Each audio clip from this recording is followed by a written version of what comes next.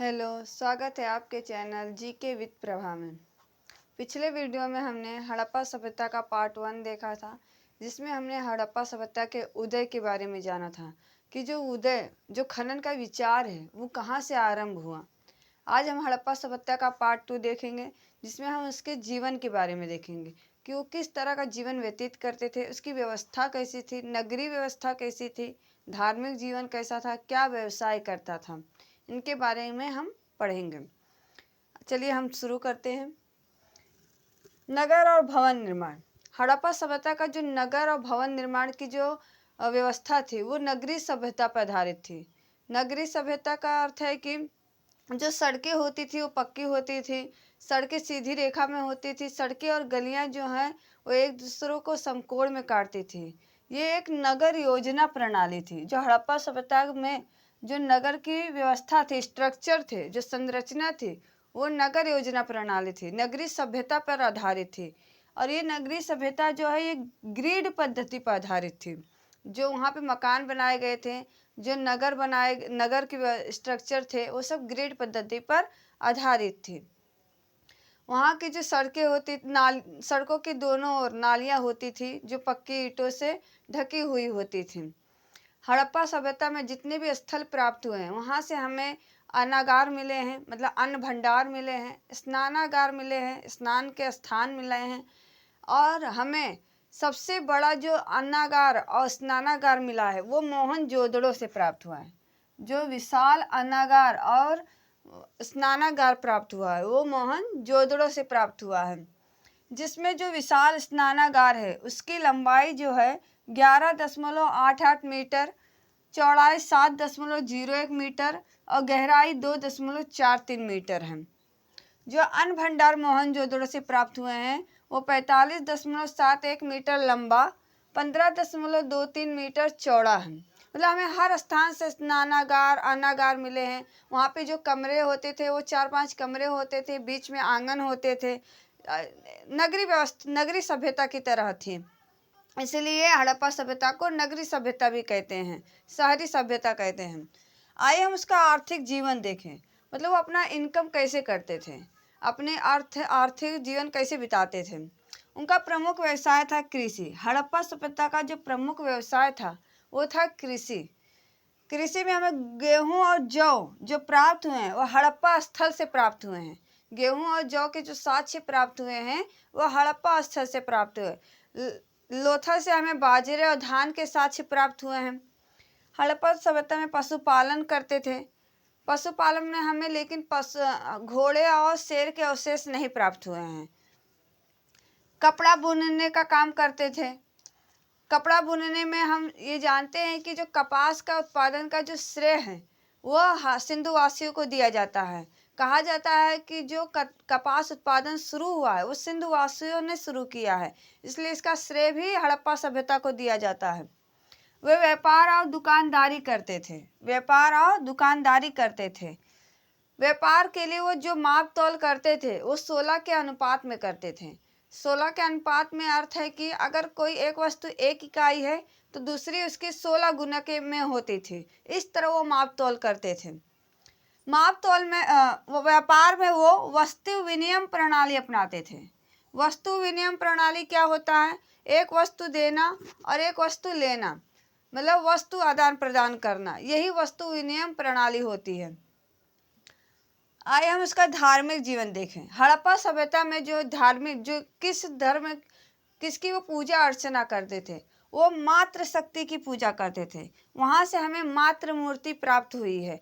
वो हो सकती है कि काली के रूप में करते हो या दुर्गा के रूप में करते हो, लेकिन नारी की मूर्ति प्राप्त हुई है।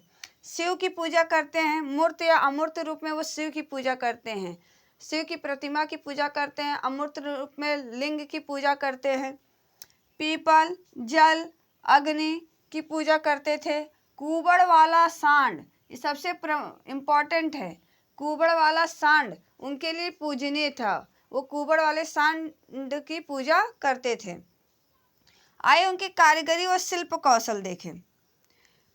कारीगरी में हड़प्पा सभ्यता को कांस्य युगीन सभ्यता कहा जाता है, क्योंकि वो तांबे और टीन को मिलाकर कांच से बनाते थे, इसलिए इसे कांस्ययुगीन सभ्यता कहा जाता है।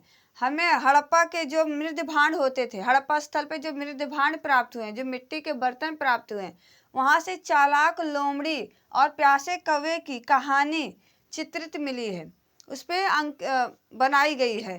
तो इससे हमें पता चलता है कि हड़प्पा सभ्यता के जो लोग हैं वो कारीगर भी थे, शिल्पकार भी थे। व्यापार में वो तांबा जो है कच्चा माल राजस्थान व बलूचिस्तान ओमान से लाते थे। मतलब जो व्यापार करते थे वो, तो तांबे का व्यापार वो राजस्थान के खेतड़ी से, बलूचिस्तान और ओमान से प्राप्त करते थे। टीन जो है वो ईरान अफगानिस्तान से लाते थे।